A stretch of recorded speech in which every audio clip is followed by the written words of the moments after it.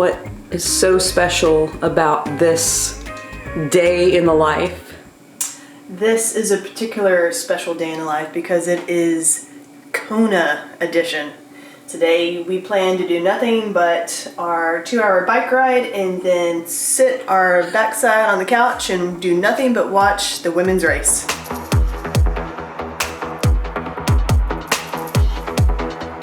Really is like Super Bowl week for us because during the week we try to watch as many of the Breakfast with Bobs that we can. We try to watch as many of the athlete videos that we can. You know, when it comes down to it and the race starts, it's the race, right? But it's all the hype and the feel and the energy and so much access now that you have to the athletes that there wasn't 5 years ago, much less 10 years ago. And so it's really cool just to see what they're doing, hear what they're thinking. Yes, so it was good to have a last equipment check and everything is running smooth. I also felt good, not spectacular, but yeah, I'm also very nervous, so I guess yeah, you can't really trust how you feel, and yeah, tomorrow is a new day. You know, a lot of times when the athletes, the professional athletes are talking about their experience and acclimating, a lot of things they say just resonate to the age grouper. They're just like us, but much, much faster.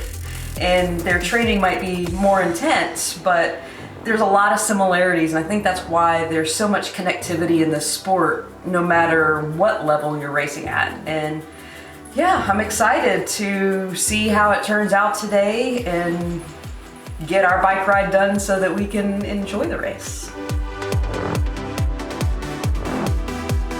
How important is it to practice your bike nutrition in training? Definitely training the gut right now. I've made the mistake more than once last season, not really getting in the amount of carbs that I really needed, and when it came down to doing it in the race day, I wasn't able to do it. So we are training with every single workout that we do, the amount of carbs that we want to have per hour on race day, so that when it comes to it, my gut will be just as trained as the mind and body.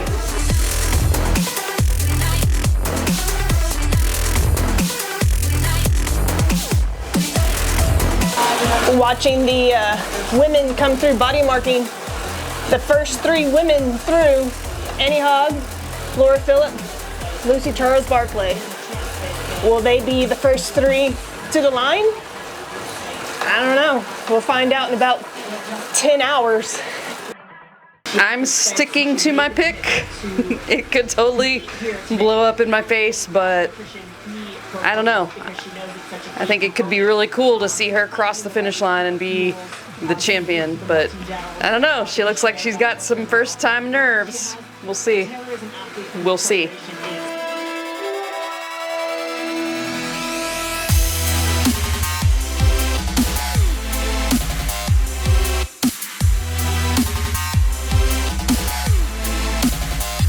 I would absolutely love to be there spectating right now. This is what Tiff and I live for. We love this stuff so much, and it kind of gets us a little giddy.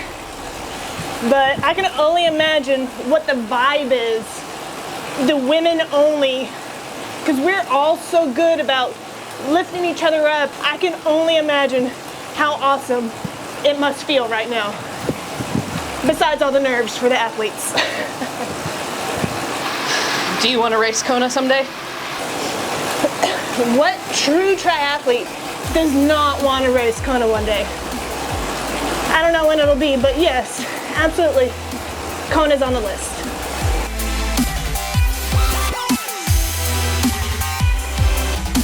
Listening to all these awesome stories that these ladies are telling us, does that help drive you through these intervals? I'm gonna take a different answer to that question. It's really cool to hear all these stories, but it makes me think, how can I How can we tell more stories? The athlete, one of 5 African American females in total racing today, and her speaking about how representation matters and how I hope in the next 5 years there's hundreds of African American females racing at the World Championship. Like, how can we promote that, share that, tell that story? And when you're focused upon everyone's stories and how they got there and their why and their emotion, it makes this workout, you just don't even think about, it hurts, but maybe it hurts a little less. I didn't know what I thought about the split world championship, but it's really cool to see the women's energy and support for their fellow competitors and the stories that are coming out of today. It's really special, and if this is a launching point to build the sport and to build women's participation and to build underrepresented communities getting into the sport, I'm all for it. We're in the middle of a sweet spot, and it's about to be that sweet moment. The race start is coming. Whew.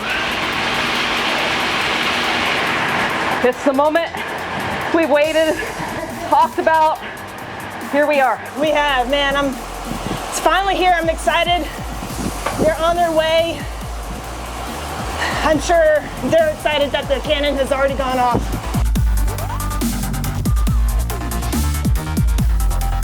All right, we got the swim started. They're on their way. There's something we need to go outside for because there's a solar eclipse happening right now. And I think in like 10-15 minutes, it's gonna be at the peak of the eclipse. So we gotta go get our stellar fashionable glasses on and take a peek at the sun.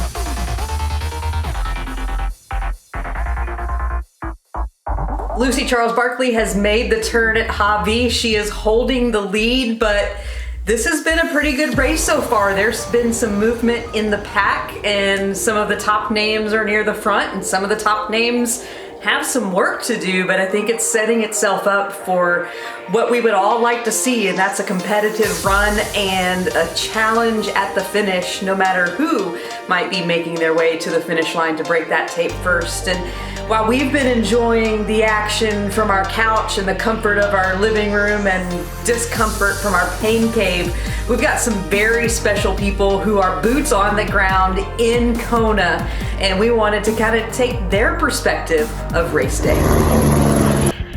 Hey y'all, it's Ari Flathouse. I'm from Houston, Texas, and I am Scott Flathouse's daughter / assistant, really convenient. We're out here on the Queen K Highway at the Ironman World Championships, and we're photographing the women bikers. It's going pretty well.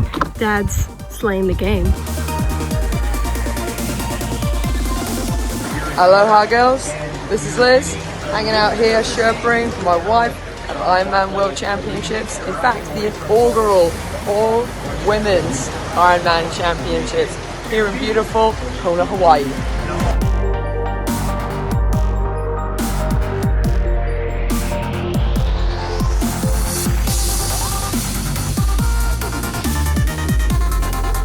The race has now begun. We can say that Annie Haug, I mean, she's got quite the deficit to overcome, but we saw a clip of her running and she looks like she is on a mission. And who's to say she can't do it? We saw Miranda Carfrae do it in 2014. She had a 14-minute deficit. She came back, ran her way through the field and got first.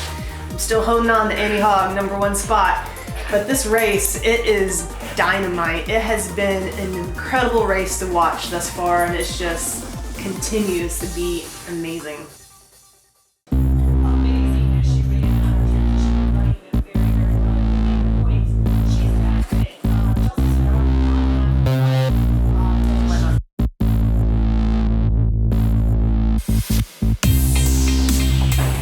something different today. Gonna try a grilled guacamole. So as we get ready for the final moments of the Ironman World Championship, we're gonna have a little grilled feast, some burgers, grilled guacamole, and some other delicious sides.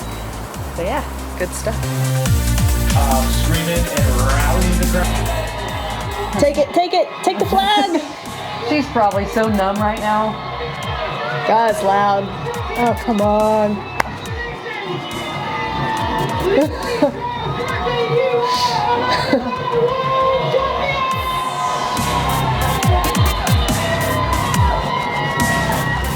Wow, what a day, what a race. That finish, that leading wire to wire, Lucy Charles being the first woman to ever do that. So pumped for Lucy. She has had 4 second place finishes and now she finally owns that title, Ironman World Champion. What a day. I know we didn't see a lot of race play out at the front, but it's still something to see that the leader, the winner, led from wire to wire. There was a lot of dynamics, a lot of racing behind first place, and it was cool to see Annie Haug work her way up through the field. She got close. Pretty much, I think they said a run course record. She just ran her heart out to finish second. The gut and the grit of Taylor Knibb. She just missed the podium, but considering where she was, where she came into this race with no experience at the full distance, to cross that finish line was pretty special. And then, you know, we had mentioned earlier this week that Laura Philipp, you know, she would be one to watch, and she got what she was coming for. She sure did. Pumped for all 3 of these women, all well-deserved. Really, it didn't really matter who was on the podium.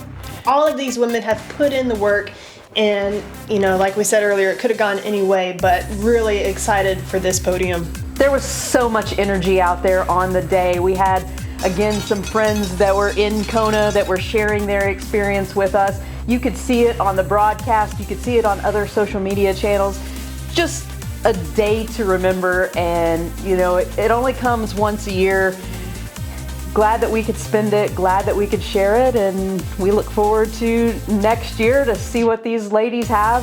Very magical and exciting, and we're glad that you spent part of the day with us.